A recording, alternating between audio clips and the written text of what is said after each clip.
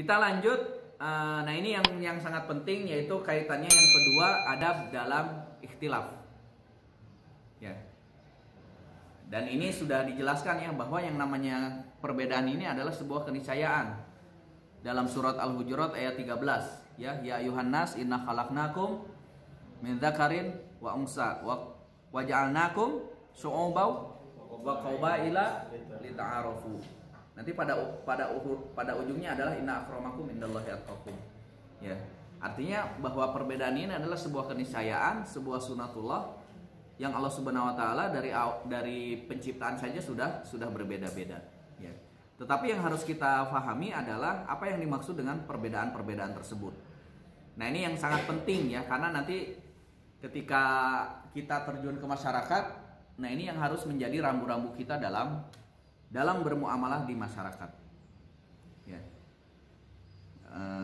Ini ya kurang lebih proses terjadinya fikih ini sudah dijelaskan waktu pertemuan pertama, ya. Saya kira ini tidak harus saya jelaskan lagi. Nah, langsung masuk ke sini. Macam-macam ikhtilaf, perbedaan ikhtilaf.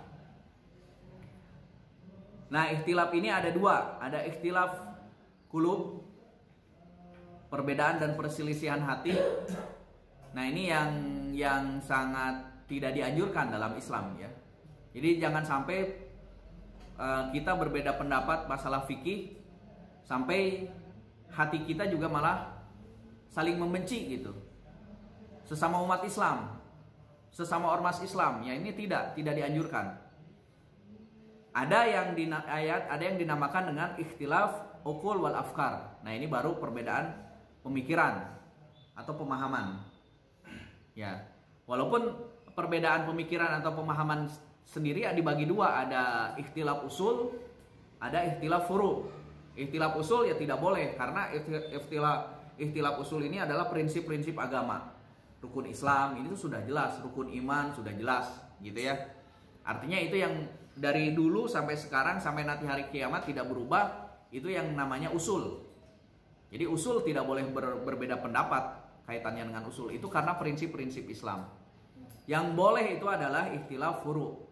Nah, nanti yang akan menjadi pembahasan kita adalah bagaimana kaitannya dengan ikhtilaf furu', ya, dalam hal cabang, bukan usul, gitu ya. Nah, yang tidak boleh lagi ada istilah tafarruq. Jadi ada istilah ikhtilaf, ada istilah tafarruq. Kita tidak boleh tafarruq. Berpecah belah ini kita tidak boleh. Wa'tasimu bihablillahi jami'a wala tafarruqu. Itu tafarruq, nggak boleh. Umat Islam itu adalah innamal mu'minuna ikhwah. Kita itu semua bersaudara. Dalam hal-hal yang usul, dalam hal-hal yang prinsip akidah sama nabi kita, sama sumber kita Al-Qur'an dan As-Sunnah sama. Ini prinsip rukun iman, rukun Islam sama. Nggak boleh ini, nggak boleh. Tapi ada yang namanya ikhtilaf. Jadi harus dibedakan, ya. Sehingga di sini ada setiap tafarruq merupakan ikhtilaf, bisa jadi, gitu ya. Tapi tidak setiap ikhtilaf merupakan tafarruq. Karena tadi ya, kalau ikhtilaf itu berbeda pendapat, kalau tafarruq itu berpecah belah, nanti kaitannya dengan hati, saling membenci dan lain sebagainya. Ini bahaya kalau umat Islam tafarruq, gitu ya. Karena nah ini tadi jangan sampai ikhtilaf yang ada di kalangan umat Islam ini menjadi tafarruq. Penyebabnya diantaranya karena misalkan tadi ya, ada hawa nafsu, karena kehilangan masa gitu ya. Ya yang sifatnya itu semuanya hati. Atau misalkan di situ ada kepentingan duniawi. Nah, ini kan semuanya berkaitan dengan hati gitu ya, dengan hati atau salah persepsi gitu. Atau misalkan tidak menjaga moralitas, etika dan adab, gitu ya. Saling benci ya. Saya misalkan sedih kalau misalkan di YouTube ya, ya Allah itu yang ngeditnya siapa gitu ya. Jadi misalkan pendapat Ustadz ini A, pendapat Ustadz ini B gitu ya. Nah, dijadikan satu misalkan di videonya itu, tapi seakan-akan yang satu menghina yang B atau sebaliknya yang B menghina yang A. itu sebenarnya kurang bagus ya secara adab dan etika moral. Walaupun memang betul di situ ada perbedaan pendapat dalam fikih, dalam furu ya. Oke, tapi kan ketika orang awam yang ngelihatnya kan jadi seakan-akan misalkan pendukung Ustadz A, ini pendukung Ustadz B menjadi tadi jadi bibit-bibit perpecahan. Nah, ini tidak boleh gitu. Harusnya tidak boleh. Kita harus menjaga adab dan etika tersebut. Apalagi yang ditampilkan adalah ustadz-ustadz yang memang sudah dikenal luas di masyarakat. Ini jangan sampai terjadi seperti itu. Ya. Nah, ini kaitannya dengan ikhtilaf dan tafarruq, ya. Nah, kita ikhtilaf ini sesuatu yang wajar. Tapi tafarruq ini tidak boleh. Ya. Dan ikhtilaf ini ketika tidak dikelola dengan baik akan menjadi bibit-bibit tafarruq. Nah, ini yang jangan sampai terjadi gitu ya. Harus dijaga. Baik ya. Nah, ini hakikat ikhtilaf. Ini menjadi landasan kita.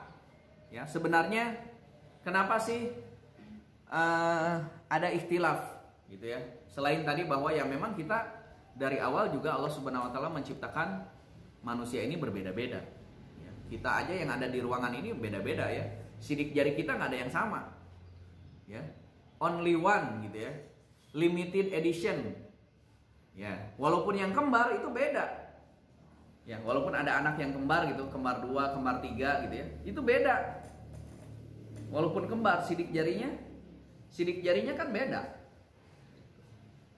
Sifatnya juga bahkan beda gitu ya. Kembar misalkan 2. Yang satu dengan yang lain itu beda. Baik ya.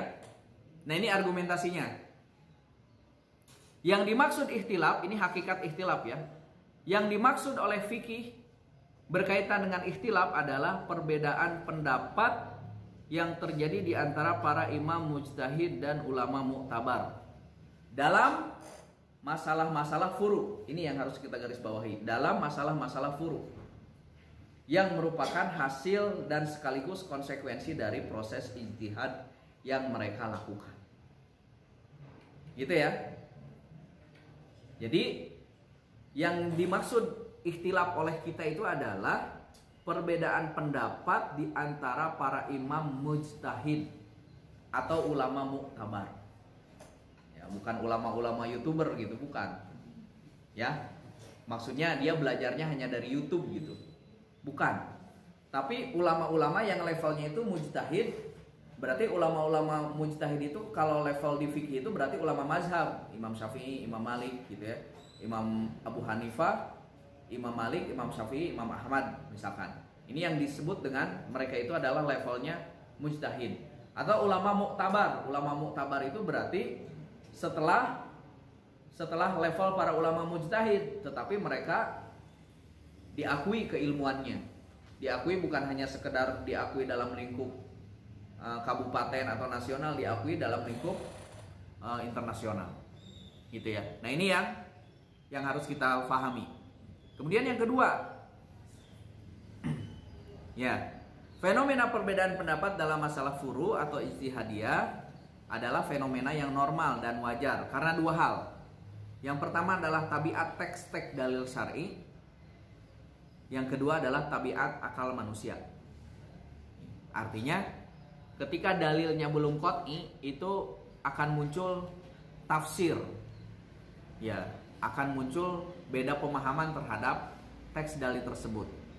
Kemudian yang kedua adalah bahwa pemahaman manusia berbeda-beda sesuai dengan keilmuannya masing-masing, akan berbeda. Misalkan dia pakar usul fikih, melihat sebuah teks, memahaminya akan berbeda dengan misalkan dia pakar hadis, memahami tersebut. Gitu. Atau misalkan dia misalkan memahami kaitannya dengan fikih muamalah, itu akan berbeda pemahamannya. Ini ya. Jadi yang pertama adalah kaitannya dengan bahwa yang dimaksud ini adalah ikhtilaf dari para ulama mujtahid atau ulama mu'tabar. Kemudian yang kedua, permasalahan perbedaan furu ini adalah diantaranya karena tabiat teks atau dalil syar'i tersebut, ya, yang di situ memang dalilnya belum qat'i, ada penafsiran di situ, ada pemahaman A, ada pemahaman B. Kemudian yang kedua itu adalah karena pemahaman seseorang terhadap nusus, terhadap dalil tersebut berbeda-beda. Ya, misalkan salah satu contohnya masaidah ya, salah satu kuru. Jadi 3 kuru ini ternyata ada 2 tafsir dalam ayat. Ada yang menafsirkan 2 kali suci, ada yang menafsirkan 2 kali haid. Kalau 2 kali suci berarti dihitung masa sucinya berapa hari. Kalau menafsirkan 2 kali haid berarti dihitung masa haidnya. Perempuan kan haid berbeda-beda ya. Perempuan haid yang paling minimal berapa hari ibu-ibu? Biasanya kalau haid paling cepat berapa hari? Imam Syafi'i mengatakan haid sehari itu dibilang haid. Dan sehari. Ada yang 3 hari, ada yang 8 hari, ada yang 10 hari. Imam Syafi'i membatasi 15 hari. Jadi haid perempuan itu 1 bulan maksimal itu 15 hari. Kalau lebih dari 15 hari berarti bukan haid, itu istihadah nanti masuknya. Hakikat ikhtilaf ini adalah fenomena klasik yang sudah terjadi sejak generasi salaf dan merupakan realita yang diakui, diterima dan tidak mungkin ditolak atau dihilangkan sampai kapanpun, karena memang sebab-sebab yang melatar belakanginya akan tetap selalu ada. Ya contohnya yang paling ini misalkan yang sudah saya sebutkan di pertemuan sebelumnya tentang zakat fitrah. Ini sejak zaman dulu ada 2 pendapat ini gitu. Makanya kalau misalkan sekarang masih ada yang kekeh bahwa zakat fitrah itu tidak boleh dengan uang, berarti sebenarnya menyalahi kalangan salafus soleh. Karena dari dulu ini sudah dibahas clear bahwa zakat fitrah itu ada 2. Boleh dengan dikonversi dengan makanan pokok. Kalau makanan pokok berarti di Indonesia beras. Dan boleh juga dengan uang, nakdan, dengan nukun, dengan uang. Itu kan sudah lama. Gitu, sudah lama. Nah, kita di zaman sekarang modern ya sudah. Tinggal dipilih aja. Yang mau zakat fitrahnya dengan makanan pokok silahkan. Yang mau dengan uang silahkan. Nah, jadi kalau misalkan hari ini ada yang kekeh bahwa zakat fitrah itu harus dengan makanan pokok, yang zakat fitrahnya dengan uang tidak sah, berarti itu sebenarnya menyalahi para salafuna soleh. Simpel sebenarnya kalau sekarang, tinggal gitu aja. Biasanya nanti kan di Ramadan, di akhir-akhir Ramadan atau di tengah-tengah Ramadan suka rame ya di medsos ya, berdebat gitu ya kan, saling menyalahkan, tidak sah kalau yang zakat fitrahnya dengan uang. Ya terus aja. Ya itu setiap tahun. Itu sesuatu yang klasik sebenarnya. Karena dari dulu juga sudah ada. Dan sudah ada penjelasannya. Ya apalagi kalau misalkan kita nanti diamanahi sebagai di masjid. Misalkan lembaga amil zakat. Misalkan kalau ada yang kekeh dengan makanan pokok ya silahkan. Ya silahkan. Intinya panitia mah menampung semuanya. Yang mau makanan pokok silahkan. Yang mau dengan uang silahkan.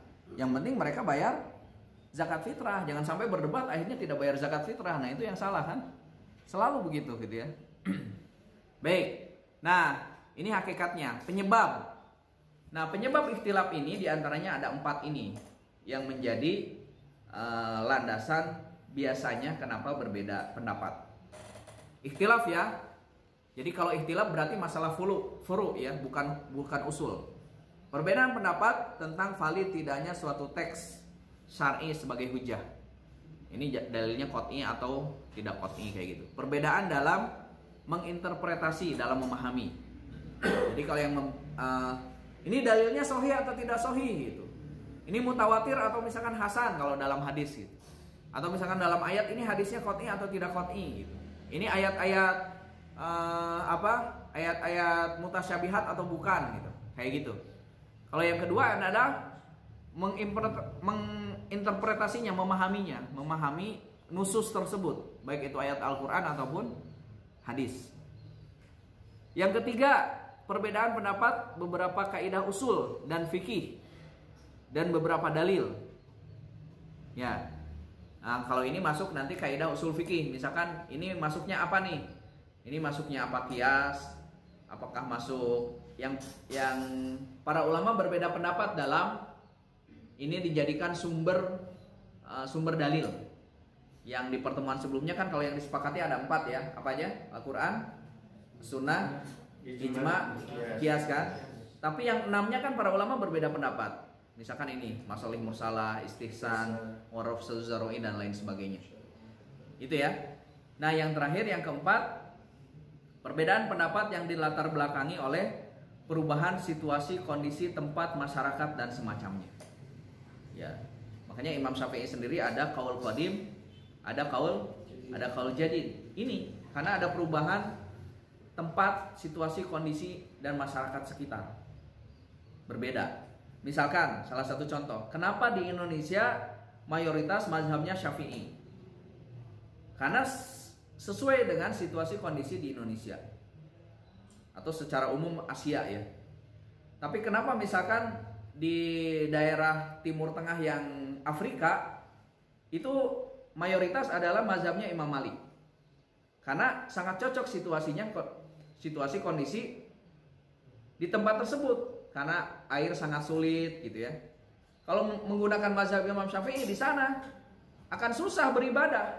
Mazhab Syafi'i misalkan dalam wudu ada istilah mustakmal, ya kan? Sementara di sana air sangat kurang. Air itu sangat kurang, susah air itu, nggak mungkin. Yang paling cocok makanya menggunakan mazhab Imam Malik.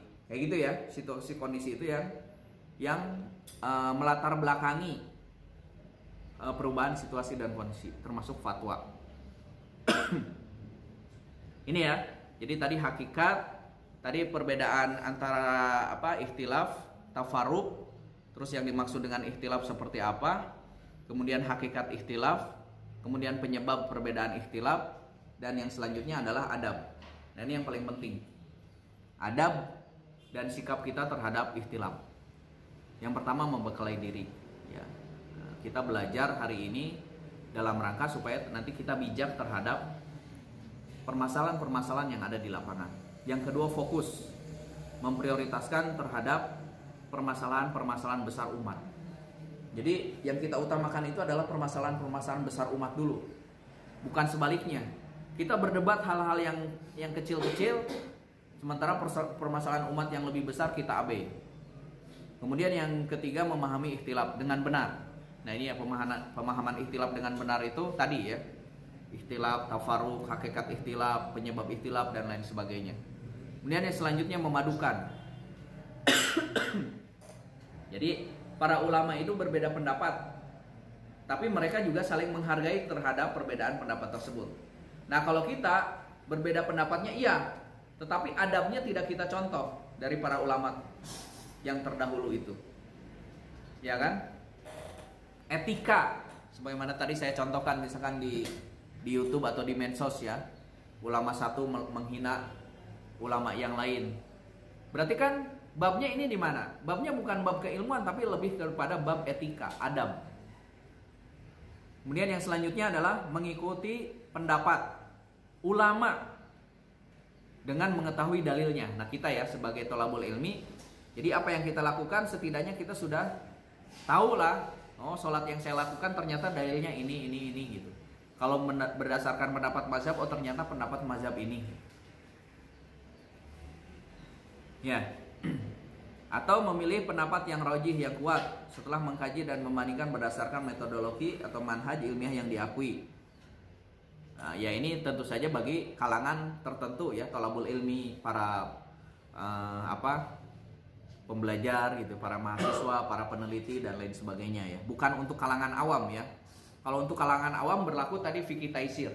Itu ya harus membedakan ya. Kemudian yang selanjutnya yang keenam, untuk praktik pribadi, ya ini untuk pribadi ya, bukan kalangan umum. Bisa jadi kita lebih bersikap hati-hati bahwa kalau buat sendiri ya saya nyari yang paling kalau misalkan berdasarkan keterangan dalil ya saya paling nyari dalil yang paling kuat gitu ya. Dan ini diakui, oh ini pendapat ini dari beberapa sekian pendapat, oh pendapat ini yang dianggap paling kuat. Itu silahkan, secara pribadi ya. Tapi ke orang lain nggak bisa. Untuk orang lain berlaku tadi fikih taisir. Selanjutnya, nah ini ya, sementara untuk orang lain kaitannya tadi dengan maslahah mursalah, tausiah, tasamu, taisir, gitu ya, itu untuk orang lain. Yang kedelapan, menghindari sikap gulu, berlebih-lebihan, mutlak-mutlakan. Ini sunnah, kamu tidak sesuai sunnah. Ini yang diajarkan, Rasulullah tidak mengajarkan. Ini tidak ada contohnya, bid'ah dan lain sebagainya. Ini harus dihindari hal-hal yang seperti ini. Kemudian yang 9, mengutamakan, mendepankan masalah-masalah usul, masalah-masalah prinsip yang telah disepakati daripada banyak memperdebatkan masalah-masalah furu, masalah-masalah cabang yang diperselisihkan. Nah, ini sudah dijelaskan ya, adab-adab kita dalam berbeda pendapat. Kalau kita memahami seperti ini insya Allah ya, ikhtilaf ini sebuah rahmat. Gitu. Perbedaan pendapat dalam masalah furu akan menjadi rahmat ketika semuanya memahami tentang bagaimana kaidah sikap kita terhadap perbedaan pendapat. Kalau tidak memahami ini, maka ikhtilaf ini akan berubah menjadi tafarud, tadi perpecahan umat. Nah, ini yang tidak kita inginkan. Nah, makanya dengan memahami ini kita kita bisa bersikap lebih bijak di masyarakat. Ya. Tidak menerapkan sikap wala wal baro ya. Wala dan baro itu adalah akidah ya, bukan masalah ikhtilaf fikih. Ini menjadikan permasalahan-masalah usul ya tadi ya, diulangi lagi, menjaga agar ikhtilaf dalam masalah furu ijtihadiyah tidak berubah menjadi tadi ya tafarruq dan menyikapi orang lain sebagaimana kita ingin disikapi. Kita ingin dihormati pendapat kita, sama orang lain juga ingin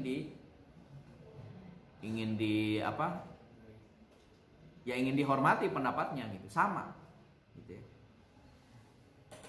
Oke ya. Nah, ini beberapa pelajaran. Imam Syafi'i misalkan pernah mengatakan, pendapatku menurutku adalah benar, tetapi ada kemungkinan salah, dan pendapat orang lain menurutku adalah salah, namun ada kemungkinan benar. Syekh Islam Ibnu Taimiyah mengatakan, seandainya setiap dua muslim yang berbeda pendapat dalam suatu masalah saling menjauhi dan memusuhi, niscaya tidak akan tersisa sedikit pun ikatan ukhuwah di antara kaum muslimin. Ini ya, Imam Ibnu Taimiyah mengatakan seperti ini. Tapi ketika sekarang kita lihat murid yang mengaku murid-muridnya ataupun yang mengaku membuat referensinya adalah Ibnu Taimiyah, ketika menyalahkan, maka ini yang disebutkan oleh beliau. Maka sedikit pun tidak akan tersisa ukhuwah di antara kaum muslimin, karena memang ikhtilaf ini adalah sebuah keniscayaan. Atau Imam Sufyan Ats-Tsauri ya, dalam masalah fikih, masalah-masalah yang dipersihkan di antara para ulama fikih, aku tidak pernah melarang seorang pun di antara saudara-saudaraku untuk mengambil salah satu pendapat yang ada. Gitu. Jadi kebiasaan Imam Sufyan Ats-Tsauri ini, beliau menjelaskan semua pendapat yang ada.